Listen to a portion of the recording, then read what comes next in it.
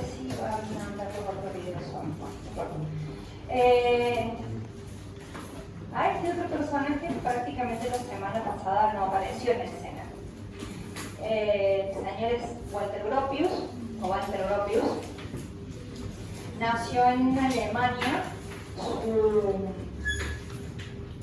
legado más grande a la arquitectura del siglo XX es que fue el fundador y director de la Bauhaus. ¿Sí? Era de acá. Y en él vamos a ver, en esta etapa de su obra, fíjense que dice que nació en Berlín y termina falleciendo en Estados Unidos. Cuando empecemos a ver la próxima unidad, vamos a ver un fenómeno que tuvo que ver con el tiempo entre la Primera y la Segunda Guerra Mundial, en el que muchos arquitectos de Europa emigraron a Estados Unidos. Principalmente los que estaban en territorio alemán y se empezaba a notar las ideas. Muchos de ellos eran de origen judío, tenían vinculaciones con los judíos, entonces terminan yéndose a Estados Unidos para evitar la realidad de la Alemania nazi. En él vamos a ver principalmente los tres aspectos modernizados. No voy a hacer hincapié tanto en él, en la modernización espacial, porque me parece que el que más se destaca en la modernización espacial es el último de los arquitectos que vamos a ver hoy. En él vamos a ver modernización funcional, modernización formal y muchos aspectos que tienen que ver con la modernización técnica. Principalmente su influencia o de dónde viene es de todo el ambiente que rodeaba a Peter Behrens. Él incluso sí participa en el proyecto de la fábrica de turbinas en un periodo muy joven. Ven como los arquitectos que veíamos en este periodo de las vanguardias han sido definitorios de la arquitectura de la generación que siguió, ¿no? O al menos los han impactado fuertemente. La primera obra que vamos a ver de él, que tiene que ver con esta relación tal vez con la arquitectura industrial que producía Peter Behrens, o esa factibilidad que le dio Peter Behrens a llevar a otro nivel a la arquitectura industrial, ¿no? Siempre lo que hablábamos la semana pasada de que la arquitectura industrial no era o no debía ser simplemente un galpón, que la arquitectura industrial era una oportunidad para hacer muy buena arquitectura. Vamos a verlo acá a Gropius trabajando con un socio, con Adolf Meyer. La obra es bien temprana, aunque no lo vimos la semana pasada, porque tiene una hilación súper directa con el periodo que sigue. Entonces, la fábrica Fagus era una fábrica de hormas de calzado. ¿Vieron esos piecitos de madera que se usan para darle forma al zapato y sobre el que se construye el zapato arriba? Bueno, eso era la fábrica Fagus, una fábrica de hormas de calzado. Y aquí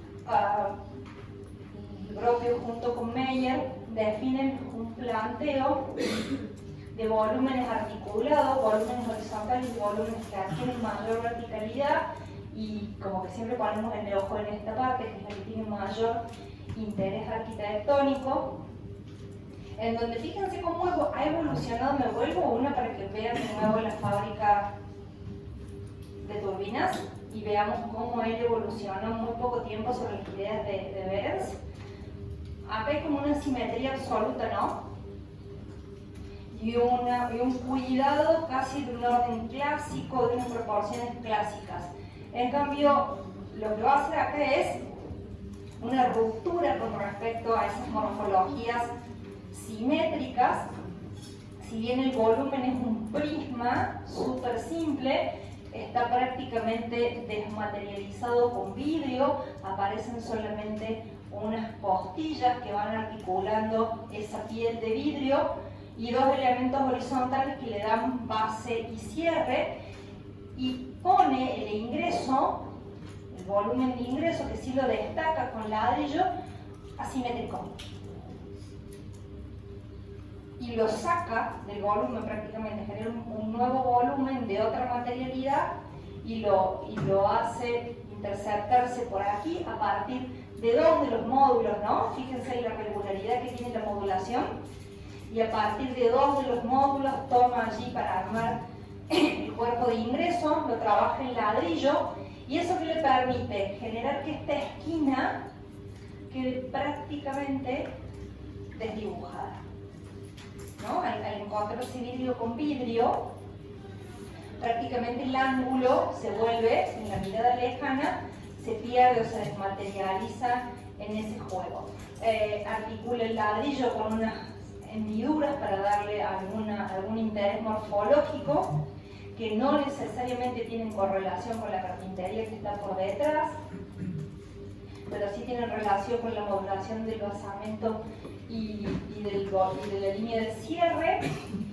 Y aparece acá algo que va a estar también casi como una constante en la obra de Gropius, que es la forma en que va a trabajar las carpinterías y los aventanamientos. Si bien todavía el elemento para crear estas carpinterías es metal, ¿no? Son de hierro esas carpinterías, no son de aluminio como tenemos ahora, que son tan hermosas y tan herméticas. Él plantea todas unas formas de apertura, de bisagras, a partir de pivotes, y no de bisagras como esas, que me dan una sola posibilidad, o está abierta o está cerrada. Al generar estas estructuras pivotantes, me permiten innumerables combinaciones para hacer entrar la corriente de aire desde un lado, desde el otro, para forzar las ventilaciones e incluso eso mejorar en muchos casos las condiciones interiores del aire, ¿no?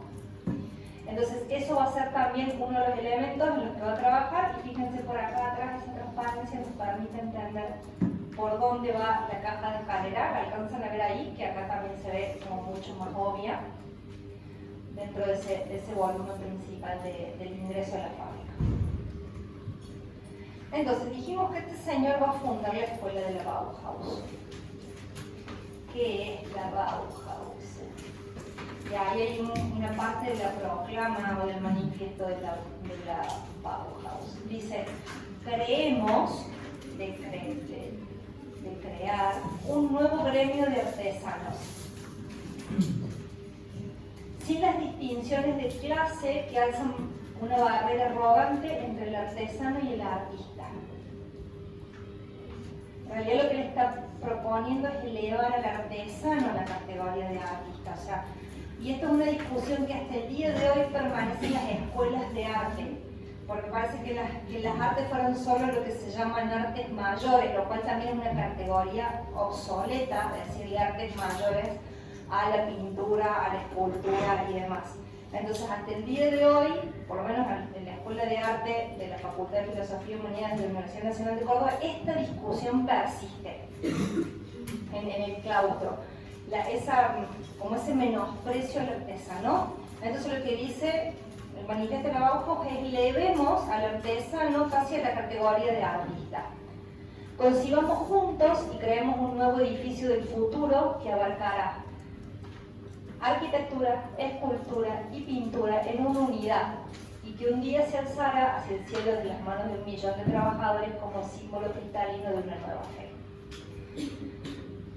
Ahí es la metáfora, ¿no? Creemos un nuevo edificio, una metáfora en la idea de trabajar todos juntos y sin distinciones. Entonces, dentro de la Bauhaus, si bien quienes se inscriban como alumnos allí buscarán una definición, una especialización, casi todos pasan por todos los talleres.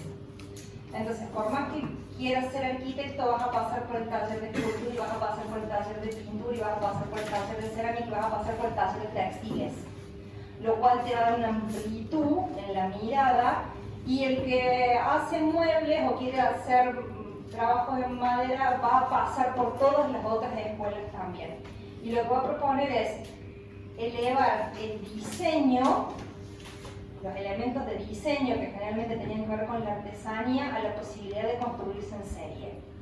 Y que a las personas comunes y corrientes no les lleguen objetos, perdónenme la expresión, feos, ¿no? Como que lo industrial tenía esa connotación de que no tenía diseño, los productos industrializados no tenían diseño, sino que todas las personas pueden acceder a partir de esta idea de industrializar la artesanía o de lo que subyace sea un proceso creativo industrializado. ¿Se entiende a dónde van? Por la escuela pasó un montón de gente, por la escuela incluso pasaron, el argentino más conocido es Coppola, que era un fotógrafo, ¿sí? De los que pasaron por la escuela de la Bauhaus. En algún momento sí puedo mostraré algunas de las fotos de Coppola de Buenos Aires, son increíbles, y él enriqueció su mirada pasando por todo el proceso, ¿no? Él sacó esas fotos de arquitectura porque había pasado por los talleres de arquitectura y demás. Y Cami es una enamorada de la actividad de las mujeres dentro de la Bauhaus, que aunque al principio Gropius decía que las mujeres no tenían que ser arquitectas y que las dejaba, ven como esto a veces se cae pedazo en un ratito, y que las mujeres solamente tenían que estar en los talleres de cerámica, textiles, madera y qué sé yo, pero no, para él no tenían que acceder al título o al grado de arquitectura. Por eso digo, a veces esto que parece re lindo también hace agua, en algún lado hay una grieta y hace agua, ¿sí? Pero bueno, nada, después sí hubo arquitectas que salieron de la Bauhaus finalmente y demás. La Bauhaus tiene 3 periodos. La Bauhaus se forma en Weimar y ese es el primer periodo y está precedido principalmente por Gropius. Tiene un segundo periodo que es en Dessau y en ese tiempo la lidera en buena medida Meyer, que era este personaje que vimos recién en la fábrica Faust con Gropius, y un tercer periodo que se instala en Berlín y que allí domina la figura de Mies, de un Mies joven, Mies van der Rohe, un Mies joven, y luego entró la disolución de la Bauhaus, principalmente por estas condiciones de lo que hablábamos de la Segunda Guerra Mundial, que en Alemania ya se empezaba a sentir el ambiente incluso mucho antes de la declaración de la guerra. Entonces, eso va a llevar luego a la disolución final de la Bauhaus. En el pasillo, en el exhibidor de vidrio que está de mano izquierda, hay un material que trajo en algún momento el arquitecto Sames de Alemania, son unos afiches y demás. Ahora que saben de qué hablan, párense y mírenlo porque está interesante el material porque lo trajo de allá. Bien, vamos a ver si esto quiere hablar. ¿Qué? Pero con el material ese que trajo...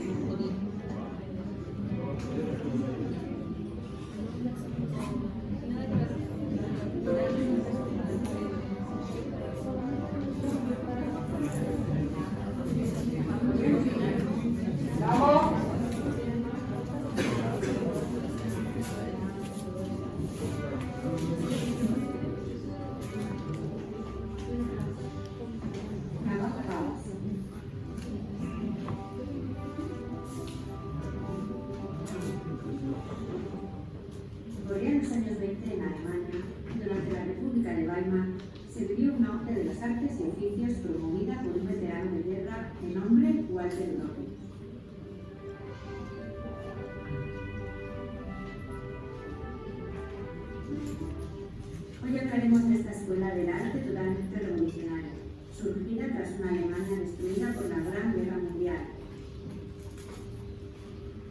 Gracias al impulso de unos jóvenes artistas e intelectuales deseosos de crear una sociedad más altruista y civilizada. Hoy en Experiencias con Arte hablaremos de Bauhaus. Comenzamos.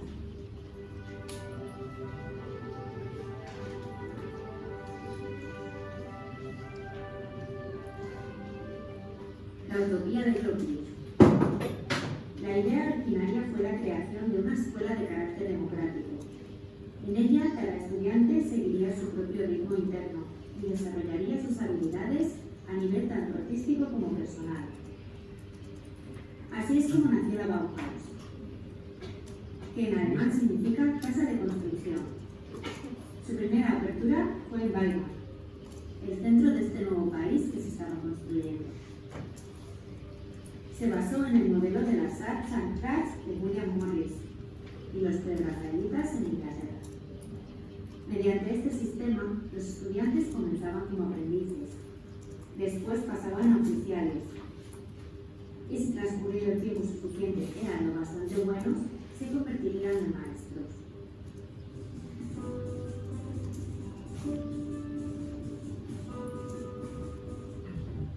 Uno de los grandes reclamos de esta escuela fue el fichaje de grandísimos artistas como profesionales docentes.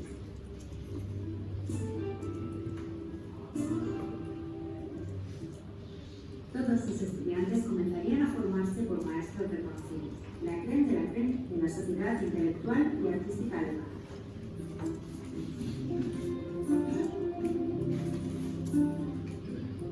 Bauhaus no es un estilo, sino una actitud.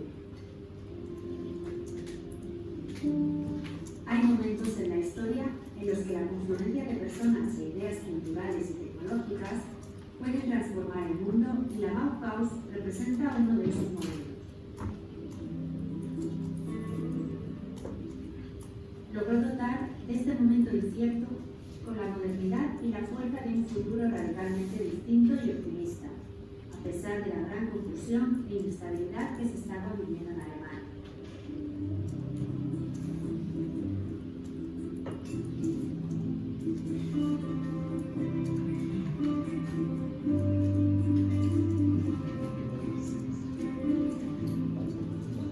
Bauhaus sentó las bases de lo que hoy se conoce como el diseño industrial y el diseño gráfico.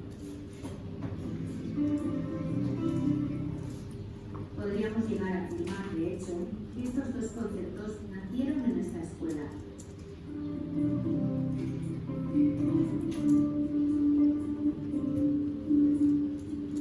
También nació aquí una nueva arquitectura, con una estética que abarcara a todos los ámbitos de la vida cotidiana.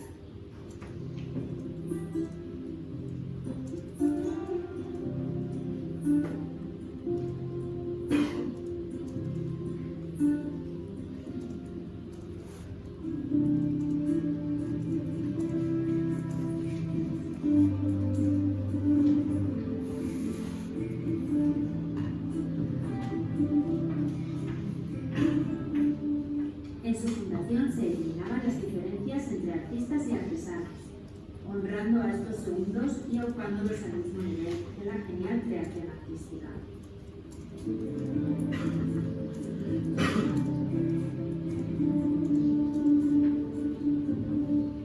Algunos de los artistas de vanguardia más reconocidos, como Joseph Albers, Vasily Kandinsky y Paul Klee, ofrecían allí su experiencia como instructores.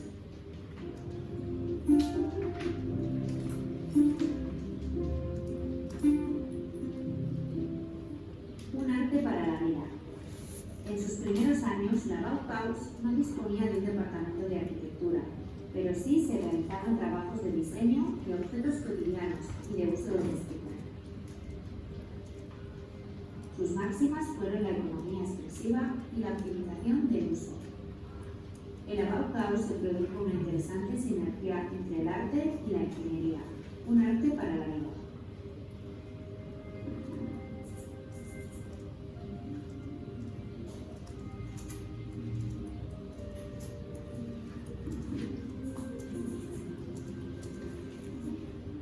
Así, todo lo que se realizó allí era muy funcional y comercialmente muy atractivo. Ese es el secreto de su expansiva reproducción hasta nuestros días.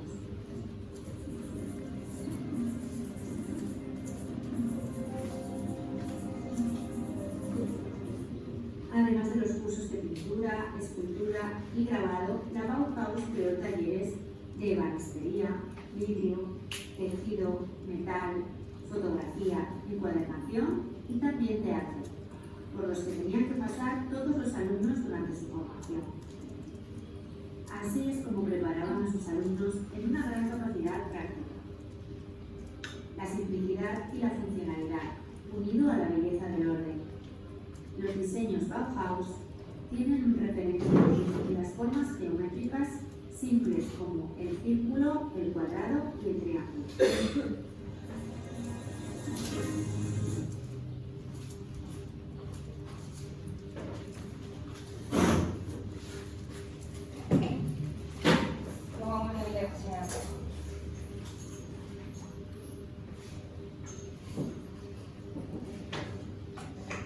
Ahí va. Bueno, entonces esos eran los muchachos de Bauhaus, con algunas chicas, como vieron ustedes en el medio, y parte de este posicionamiento que buscaban y demás tenía que ver con mostrar lo que ellos hacían, ¿no? Porque si se quedaban como encerrados en esos procesos y no lo comunicaban, un poco iba a ser el éxito que iba a tener esto. Entonces van a organizar exposiciones con regularidad. Y en una de esas exposiciones, que fue mientras la escuela estaba en Perimar, en esa primera construcción que ustedes vieron un poco más clásica todavía, van a armar esta unidad habitacional. Y esta unidad se va a convertir en uno de los objetos que ellos van a mostrar. La vivienda y al mismo tiempo los objetos que van dentro de la vivienda como esa integridad o ese concepto de todo. La casa refiere las mismas ideas que vieron recién ustedes, ¿no? Una volumetría extremadamente simple, prácticamente un prisma cuadrado que se vincula con otro prisma de las mismas características que está por allá. Nada, una simplicidad absoluta en el exterior, pero cuando entramos al interior, el espacio principal, que es este, que es el estar, no tiene comunicación con el exterior, ¿se dan cuenta? Queda como metido dentro de la casa más que por la puerta de acceso, y es este espacio que ustedes ven acá, en donde la luz viene de unas ventanas altas que permitían como ese ingreso de luz casi indirecta o cenital y demás. Piensen que también estamos en Alemania, donde el clima posibilita todo esto, ¿no? Porque más mucho frío y demás, entonces este ambiente seguramente también tiene esa condición de que estuviera más en el interior de la casa y demás. Y luego, fíjense, casi el inicio del concepto en 1923 de la cocina moderna.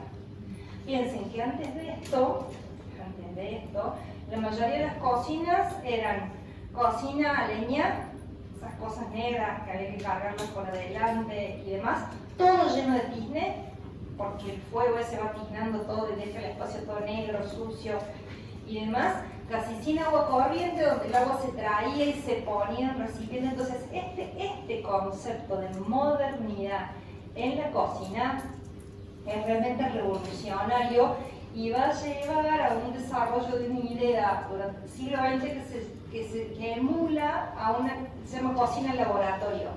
La cocina es tan limpia y tan blanca como si fuera un laboratorio.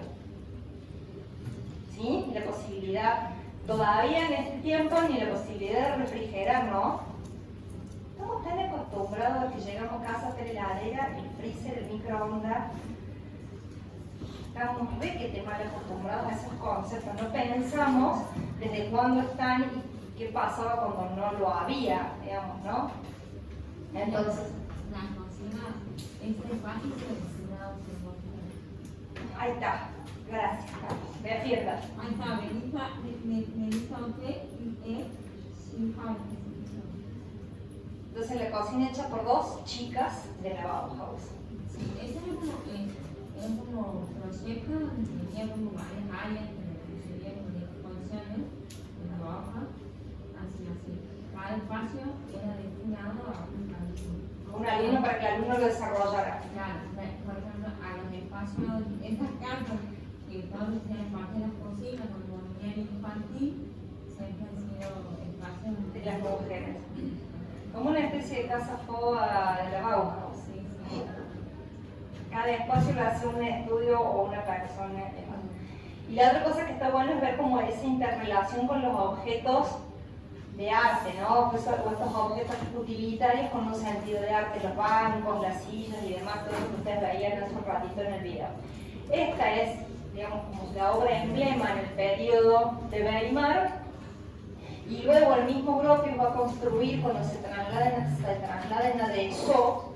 Todo esto siempre tiene trasfondos políticos, ¿no? Acá hay un alcalde o un intendente que promueve que esto se instale, que generalmente le faciliten lotes, y por eso estos también espacios son medio itinerantes, las condiciones en Weimar habían cambiado, se trasladan a Dessau con esta cosa por detrás, y el mismo Gropius va a construir esta que es la obra emblema de la Bauhaus. ¿La conocen?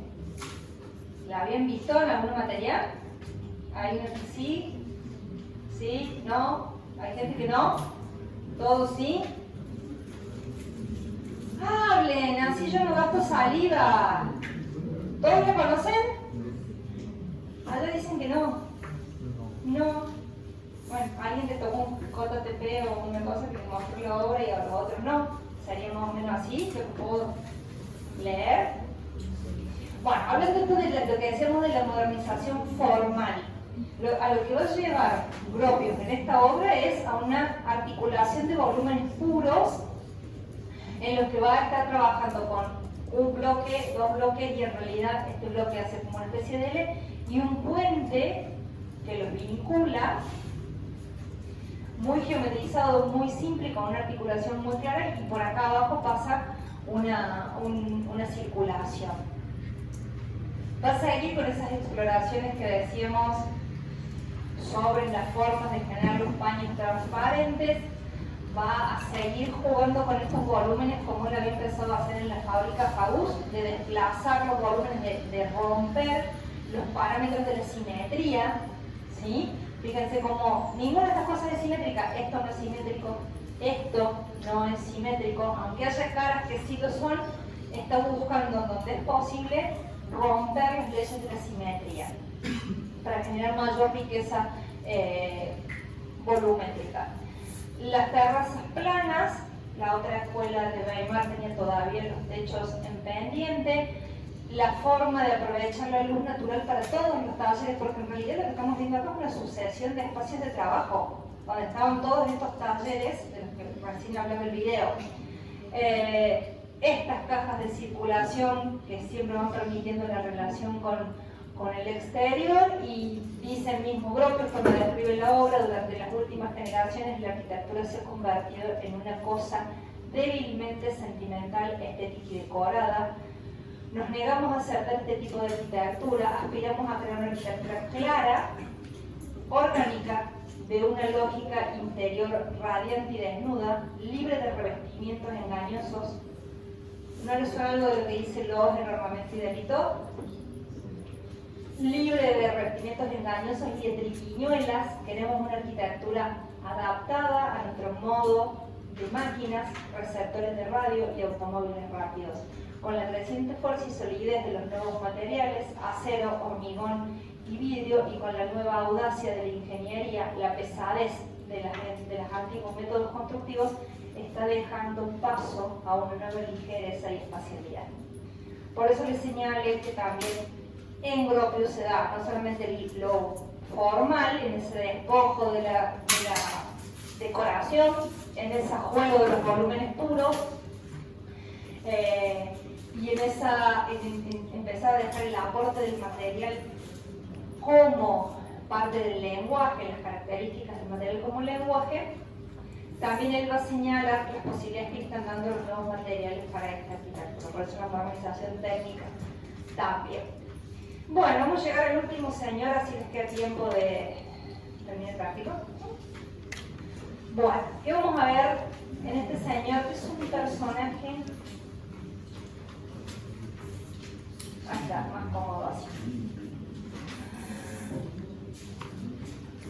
Ludwig Mies van der Rohe.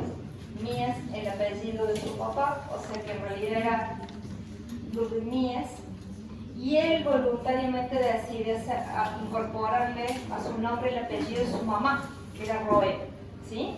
Entonces, así se conforma finalmente el nombre con el que todos nos conocemos, porque él decide agregarle su nombre, el nombre de su mamá, lo que no es una práctica habitual.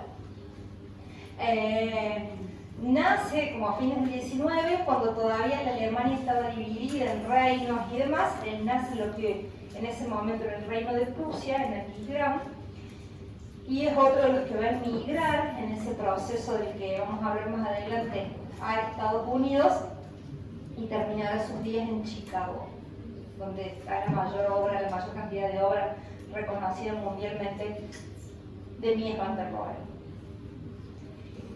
Su papá era picapedrero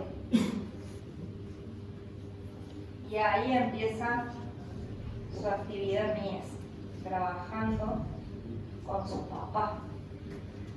Después, preparando materiales de obra y demás en ese trabajo de la piedra.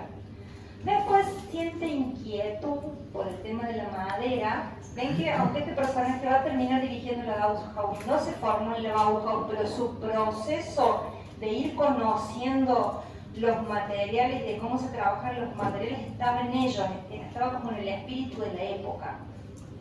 Después trabaja con Bruno Paul, o va de aprendiz al taller de Bruno Paul, que era un ebanista, pero que principalmente trabajaba muebles como con un concepto bastante moderno para la época, ¿no? Muebles tipo modulares y demás, combinando vidrio, cosas que tampoco eran muy comunes en la época, muebles muy simplificados. Él aprende carpintería o el trabajo con la madera con Bruno Paul.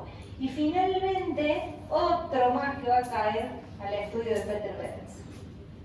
Definitorio, ¿no? Peter Behrens en tres de ellos. Y no lo influyó Ray porque Ray era más viejo y estaba en Estados Unidos, pero digamos, realmente una figura muy destacada la de Peter Behrens. En Mies vamos a ver todo lo que Ana quiere que vean en un práctico. En la obra de él vamos a ver todos los aspectos reunidos, porque realmente él va a apelar a la modernización funcional de una manera diferente. En lo formal va a estar emparentado en las búsquedas de los otros, de la simplificación, de las líneas, de los volúmenes. Va a ser altísimamente influido por esos expresionistas alemanes que veíamos, los que habían hecho la exposición esa como una cupulita de vidrio la semana pasada, Bruno Taub. Va a quedar deslumbrado por el uso del vidrio como material moderno y lo va a obsesionar de tal manera que va a ser la impronta incluso de sus obras finales en Chicago. Siempre el vidrio va a ser el vidrio y la transparencia van a ser parte de las constantes de la obra de Mies, y tienen esa raíz en los expresionistas alemanes que ya manejaban el vidrio de una manera bastante interesante.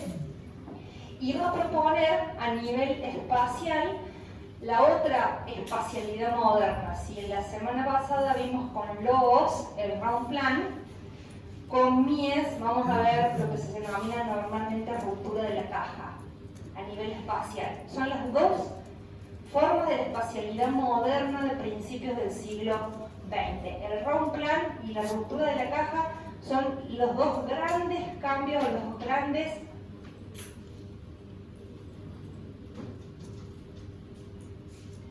tallidos, digamos, porque no hay una forma de pensar, porque esto sigue siendo, donde estamos, sigue siendo un espacio tradicional. 4 paredes conformando una caja sigue siendo un espacio tradicional. Entonces lo que ellos van a hacer es revolucionario. Cambia todo de alguna manera. Y fue tan revolucionario que, como todas las ideas revolucionarias, a veces cuesta haberlas incorporado o sentirlas hasta el día de hoy. A veces nos cuesta pensar en los espacios modernos en estas lógicas. Les dije que las primeras obras, y estoy siendo generosa en la selección, porque dentro de las primeras obras les estoy mostrando las que lo venden mejor a mí, es que las que lo hundirían bajo 5 paladas de tierra. Muchas de estas obras no están construidas, están en las páginas del archivo de la Fundación de Mies y de ahí el material que está extraído acá. La primera obra, que son estas dos imágenes, son una obra en los Países Bajos, no en Alemania, ¿sí? En lo que antiguamente conocimos como Holanda, en los Países Bajos. Es un proyecto que no se construye, bastante temprano, 1913, y fíjense que está, si bien ya empieza a buscar horizontalidad, todavía es sumamente compacta la arquitectura, ¿no? Como bien aferrado a la tierra. Algunos autores señalarán que sobre todo en los Países Bajos, ahora que les mostré una casa de uno de los arquitectos de Stihl que está muy influenciado por la obra de Frank Lloyd Wright. Bueno, esas ideas habían quedado dando vueltas, ahora estaba construida, y Mies también tomó contacto con algunas de las ideas wrightianas, ¿no? Y que pasan de alguna manera a los Países Bajos a través de los arquitectos de Stihl. Luego, esta obra en Alemania tampoco se construye, pero empieza a hablar de una modernización funcional, de empezar a salir de ese paradigma rectangular, cerrado de la caja, para empezar a descomponer en distintos volúmenes la arquitectura, y también me parece que se empieza a hacer más obvia esa simplificación formal hacia la cual él va caminando lentamente. Entre una obra y la otra hay 10 años de evolución en su pensamiento, mucho, ¿no? Luego participa en esta dimensión. Estos son, ¿vieron cuando uno participa en un concurso que uno sabe que no se va a construir jamás de los jamases? Y lo hace casi como un ejercicio proyectual a participar en un concurso, porque no vamos a ir a ningún lado con el proyecto. Bueno, más o menos esto tiene esa lógica. Era un proyecto que se iba a armar, o una propuesta que se iba a armar al lado de la estación de trenes, en esa calle, en Berlín, y fíjense la arquitectura total, del siglo XIX, total y absoluta, ¿no? Del entorno, y en ese terreno Mies presenta dos propuestas, no me alcanza, por favor, presenta dos propuestas. Una que parte como de una idea más geométrica, en la que va facetando o segmentando 3 torres. Era una propuesta de un rascacielos en 3 torres que se articulan como a través de un núcleo de circulación. Esa sería la idea. Y en esta, que lo trabaja de una manera absolutamente orgánica. Miren lo que es. Todo curva contra curva y demás. Y por acá, 2 cajas de circulación, que eran las que permitían elevar la torre. Modernización técnica, sí, tremenda, porque la estructura iba a tener que ser de hormigón y la cubierta era una piel de vidrio, o así se les imaginaba a él, que tenía una transparencia absoluta. Seguramente estaba pensando en unas especies de planta libre, pero como insisto, es un anteproyecto, era como un ejercicio proyectual. Tampoco tenemos más información que esta, porque esto empezó ahí y ahí terminó, ¿sí? Y los montajes como en las fotos de la época de cómo se verían las 2 propuestas. Bueno, esto siempre se presta para confusiones, entonces acá las puse bien claritas a las 2. Seguimos en los planos de las propuestas, o en los planos de los proyectos que no se ejecutan. Y en esos ejercicios que el mismo Mies hace, arma 2 propuestas para casas de campo, villas suburbanas, como les guste nombrarlas, una en ladrillo y otra en hormigón. Son del mismo año las dos propuestas, y en la que se arma o propone él que sea de ladrillo, esta es la planta. Estas dos piezas son de la misma propuesta y estas dos piezas son de la otra propuesta. Él arma esta planta y es acá donde se dibuja o se expresa por primera vez con claridad la idea de la ruptura de la caja. Fíjense que ya no va a haber ningún ambiente completamente cerrado, y la definición de los espacios es a través del desplazamiento de ciertos planos que los van delimitando, pero no configuran planos que pasan, que se cortan, se interceptan y demás, pero ya no como volumen, sino como planos que van definiendo, planos verticales que van definiendo esa nueva forma de espacialidad que se imagina Mies. Entonces, modernización espacial sí, la ruptura de la caja, claramente, y modernización funcional también, porque los espacios dejan de tener esa especialización que los hace cerrados y dicen, este es un dormitorio, este es la cocina, este es el comedor, para empezar a integrarse espacialmente a través de planos que se pueden compartir, planos sólidos, planos transparentes y que se van desplazando. ¿Entienden cómo funcionan los dos conceptos, la modernización espacial y la modernización funcional al mismo tiempo? Entonces, estos dibujitos de nuevo son de Pedro Cufré. Él es el que nos presta esta gráfica que es muy propia de él. Frente a esa idea del espacio clásico, esta idea que es la de Mies para la ruptura de la caja, y la idea del round plan que plantea Loos por primera vez y que muchos otros arquitectos seguirán, ¿no? Más vale de la articulación en vertical y el otro es una articulación en horizontal. De esas dos formas se rompe el concepto del espacio clásico. De esta no conocemos las plantas, no quedaron, se perdieron y demás, pero sí podemos entender que es prácticamente la misma lógica de la funcionalidad o un ejercicio más avanzado de esto, en pensarlo en otros materiales, pero que está como en la misma tónica y en la misma idea de ese momento. De las obras tempranas de Mies, lo que más se puede reconocer como obra de interés es este conjunto residencial que lo hace para que lo construye el Estado, o sea, el proyectista lo construye el Estado.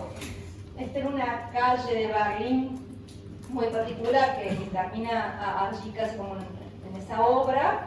Es de 1925 y como es un conjunto de viviendas, allí en el primer grafiquito está la calle, y lo que él va a plantear son 3 tiras como estas, 3 tiras allí, y al final, para cerrar el conjunto, un volumen conformado por 3 casi cubos que se van desplazando para formar la esquina y el remate de todo el conjunto.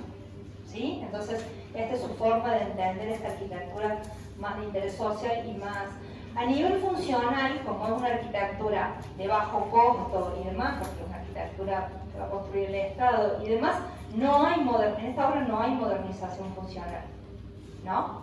Siguen siendo una asociación de ambientes, no está esa ruptura de la caja, pero sí vemos cómo él va purificando su búsqueda formal en volúmenes bien limpios, en la búsqueda de la horizontalidad, de las ventanas también, que era la misma búsqueda atrás de la cual estaba Le Corbusier, en esta forma de provocar, casi como si uno estuviera moldeando, ¿no? Estuviera jugando con bloques que entran y salen, y esas juxtaposiciones y esas formas de las volumetrías, y se permite como este elemento curvo, articulando los dos cuerpos que son esos balconcitos, que solamente se tocan en el ángulo. Los volúmenes que conforman las unidades se tocan solamente en el ángulo. Y esto para darle contexto a obras que también tienen ustedes ahora asignadas. dentro de una de estas exposiciones de arquitectura moderna que organiza la Deutsche Werbung, y bajo la dirección del Mies se hace en Stuttgart toda una calle, acá como un conjuntito, y se invita a la mayoría de los arquitectos que estaban sonando en el momento. Entonces lo organiza Mies y él mismo va a construir las viviendas 1 y 4. Gigi Piau, que lo vimos la semana pasada, también va a tener obras así. Le Corbusier con sus primos, Pierre Jeanneret, Walter Gropius, Bruno Taut, Hans Wolfsing, todos estos los vimos la semana pasada. ¿Sí? Peter Behrens, Hans Jarum, cada uno de ellos, digo de los más conocidos, o de los que hemos podido estar nombrando últimamente, cada uno hace alguna vivienda. Muchas de estas en el tiempo desaparecieron, fueron demolidas, ¿sí? Pero bueno, así se veía el conjunto. Este era el sector, como si hubiéramos loteado una manzana, y a cada uno le dieron algunos lotes para que hagan este ejercicio experimental para mostrar esta idea de la arquitectura moderna en la ciudad de Stuttgart, en Alemania. Ahí tienen algunos, yo sé que no me acuerdo cuáles son los que terminaron quedando, Ana, en la lista, pero ahí tienen algunos. Acá hay un conjunto de edificios de Mies, donde ya se puede ver como una evolución con respecto al aventanamiento y más por lo que vimos recién de las viviendas municipales de la calle Affenstraße. La casa de Le Corbusier y su primo, que está muy vinculada a la idea de la Citroën que vimos primero, ¿sí? Es casi su referencia más directa. Hans Jarum, que lo vamos a ver un poquito después porque es un escandinavo. Peter Behrens por acá y Gigi Piau en esta obra. Y para hacer una salida rápida del tema y que podamos ponernos a trabajar, les voy a pegar como un cachetazo. ¿Sí? Este último trámite va a ser como un cachetazo, porque mientras en Europa y en Estados Unidos pasaba todo eso, nosotros íbamos en la dirección contraria, de alguna manera. Pero tienen que saber qué pasa en un lado y qué pasa en el otro, porque es todo parte del siglo XX. Dale.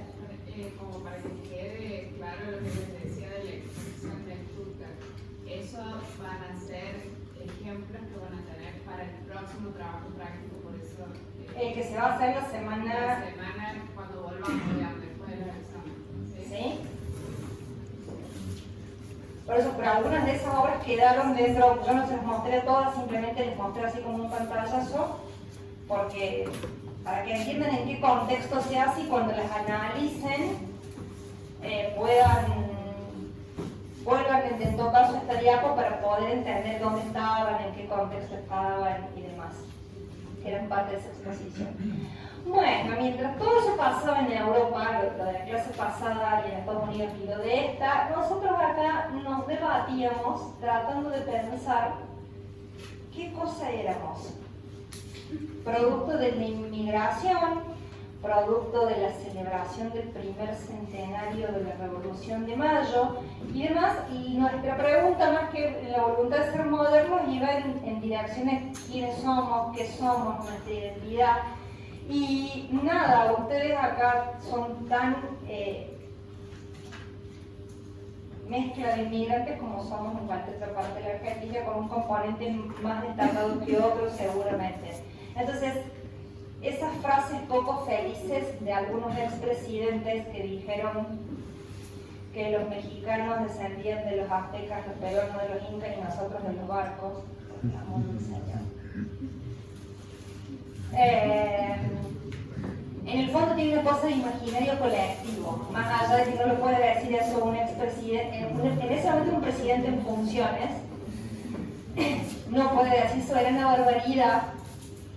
Eso está como en el inconsciente colectivo, ¿no? O sea, de que todos venimos de algún lado de Europa, todos somos medios inmigrantes de alguna forma, y casi que seguimos pensando que somos más europeos que argentinos porque el abuelo o el bisabuelo o el tatarabuelo vinieron de algún lado. En esa discusión, ¿quién eran los grupos principales? Por supuesto, italianos, lo dicen nuestros apellidos, ¿no? Españoles, armenios, sirios, polacos, rusos, ucranianos, la Europa del Este también. Tal vez todos estos están más asentados en el área de Misiones, Corrientes y demás, y los demás estamos más repartiditos por todos lados. En el medio de todo eso, como dije, principios del siglo XX, revolución, centenario de la Revolución de Mayo, los actos que se hicieron por la Revolución de Mayo y más, va a haber un debate intelectual. Un debate intelectual acerca de esto, de nuestros orígenes, de quiénes somos y demás. Y el que va a estar en la cabeza de ese debate, ¿alguno reconoce este nombre? Al padre Adorno Absalón. Tampoco, no hay un montón de calles que se llaman Absalón Rojas en Santiago del Estero, o cosas que se llaman Absalón Rojas. ¿Sí? Ahora más o menos me creen. El que lidera, yo me pondría ancha y me pondría a leer sobre la historia de esto ya mismo, porque me tendría que sentir orgullosa como santiagueña, si lo fuera, de que quien lideraba el debate intelectual es un santiagueño, instalado en Buenos Aires, santiagueño al fin y al cabo, criado en Antajé, departamento Banda. Ricardo Rojas, quien en realidad se dedicaba o tenía su materia más importante en la literatura, escribe este libro que se llama La Restauración Nacionalista, pensando en cómo restaurar esa idea de nación, esa idea de identidad que subyacía por detrás. Y así se llamará, a partir del texto que él escribe, del libro que escribe, todo el movimiento cultural que está por detrás tomará el nombre de Restauración Nacionalista. Y dos personajes argentinos, Ángel Guido y Martín Noel, que son los dos personajes que están arriba, escribirán desde la arquitectura o empezarán a pensar este problema de lo nacional desde la arquitectura y desde el arte. Y estos dos personajes que son extranjeros, Paul Harry, francés, y Juan Kronfus, uno de los que venía por allá polaco, ucraniano y qué sé yo qué, creo que era polaco. Juan Kronfus, Johannes Kronfus para ser más específico, ellos siendo extranjeros parece que nos pueden mirar con más objetividad. Parece que el que mira de afuera mira más objetivamente. Y ambos, Paul Harry era profesor en lo que era la Escuela de Arquitectura, no existía Facultad de Arquitectura en Buenos Aires, y él llevaba a sus estudiantes al interior a dibujar lo que era la arquitectura colonial.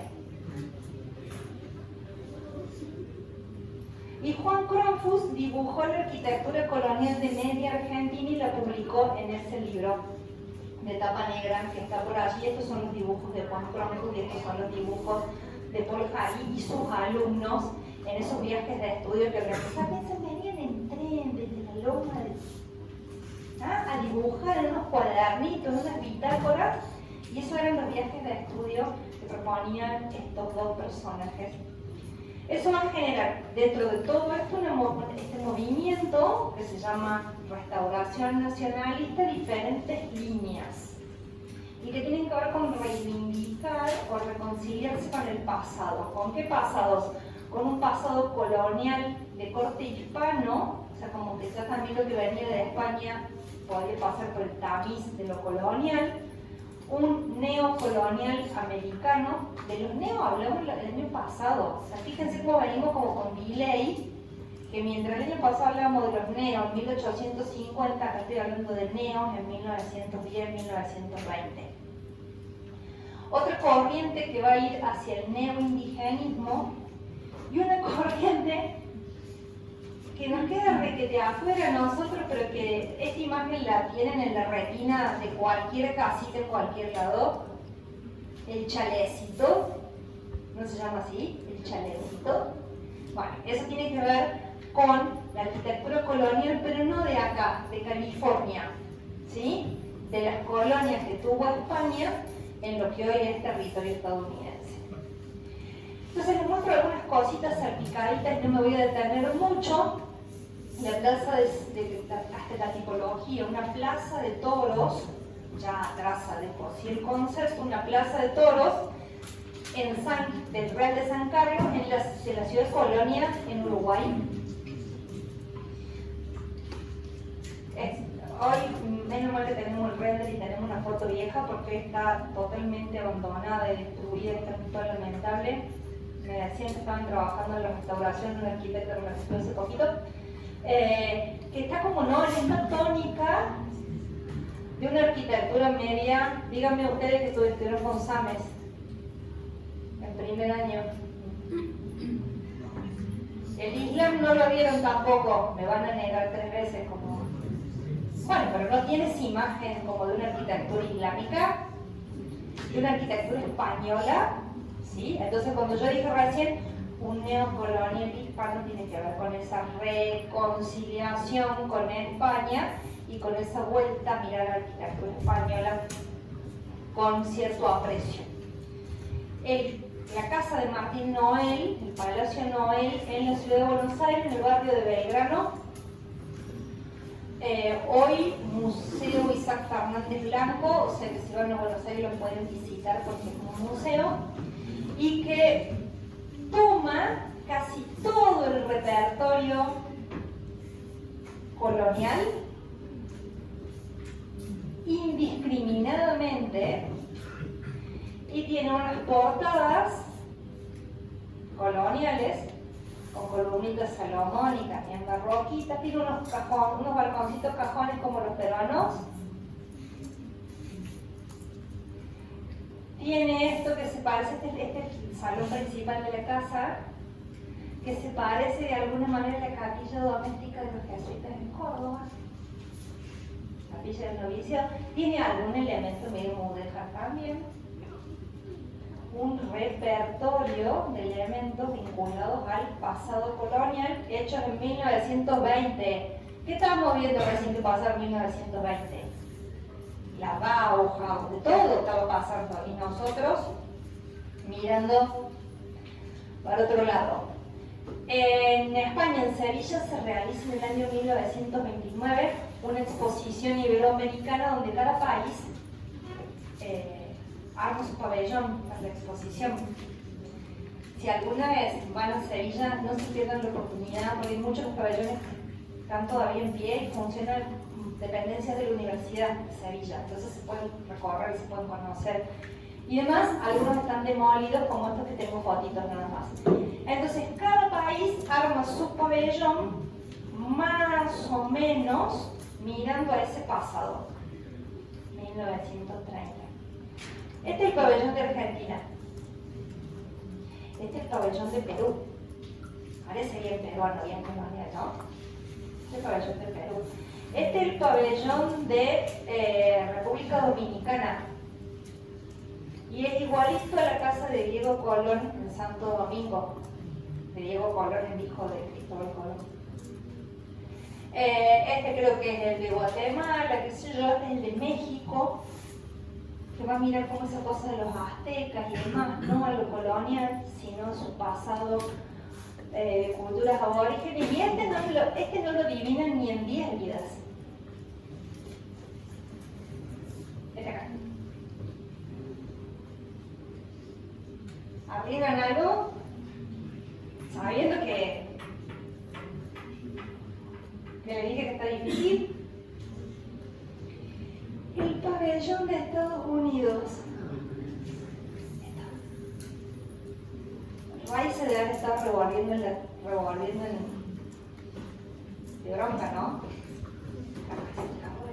Bueno, mirando a ese pasado de colonia española en California, ¿sí?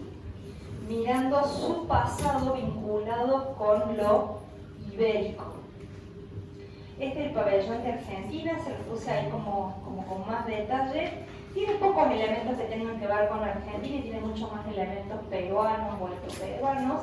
Esto por ahí tiene algo que ver con el área de las misiones, jesuíticas, ¿no? Guaraníes.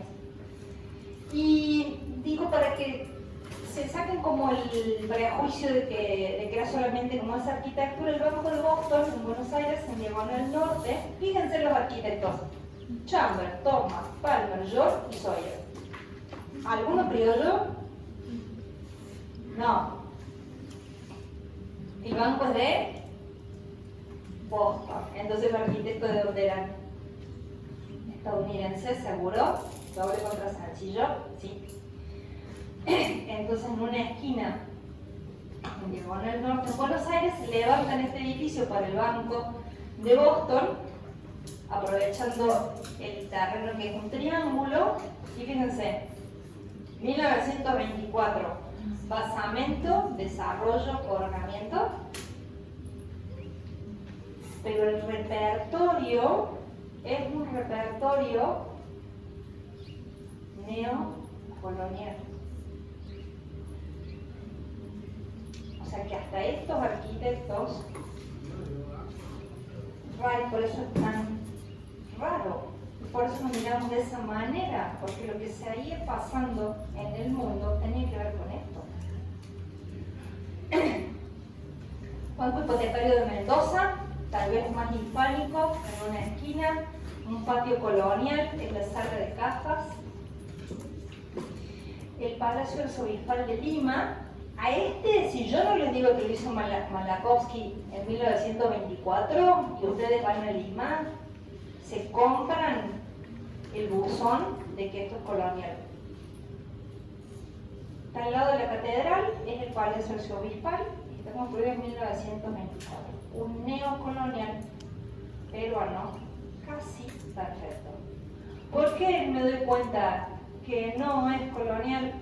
Un nivel, dos niveles, tres niveles.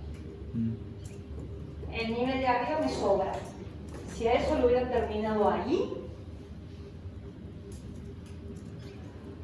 Y en el interior, esto se parece al Palacio Torre Tagle, pero con una escalera barroca francesa.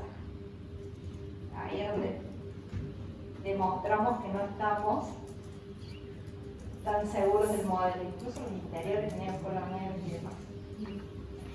Y esto es una cosa, a mí me resulta interesante que en esta hay una más, y con eso cerramos, porque esto es en Córdoba, en el Colegio Montserrat, y los jesuitas habían tenido 2 manzanas, y cuando se abre esta calle, para dejar las 2 manzanas tal cual son, acá les voy a decir una cosa para que se ubiquen rápido.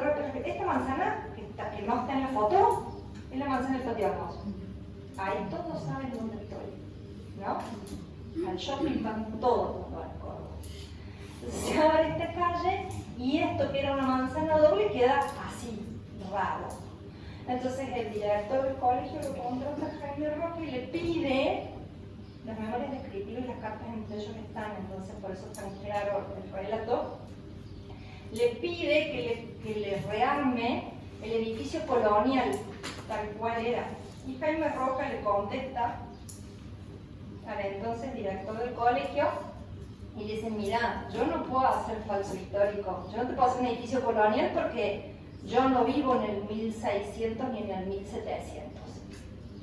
Yo lo que voy a hacer es tomar elementos de aquella época y adaptarlos a este tiempo, con el espíritu del colonial, pero no voy a hacerte un falso.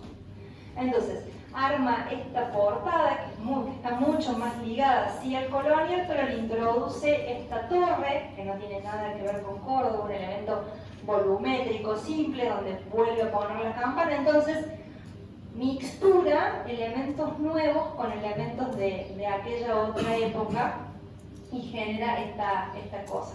Ante una fachada casi destruida le da como esa unidad o esa integridad en ese neocolonial. Y finalmente, para que vean que esto se fue para cualquier lado, me queda una de indigenista después de esta. Esto es un teatro en la ciudad de San Francisco, en Estados Unidos.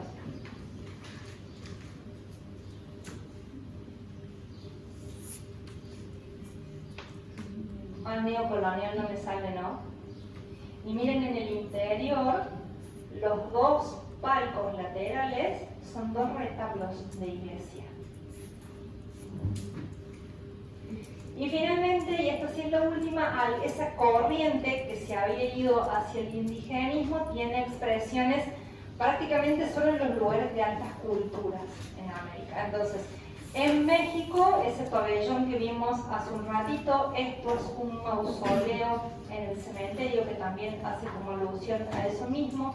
El Museo de la Cultura Tiahuanacu en la ciudad de La Paz, en Bolivia, o esta obra que estaba al frente, la obra es aquella, es el estadio, pero estaba enfrente de un espacio que tenía que ver con lo arqueológico, y entonces el estadio Siles toma los elementos de nuevo de la cultura tiahuanacu para expresarse mixturado con el art deco ya a esta altura del patio.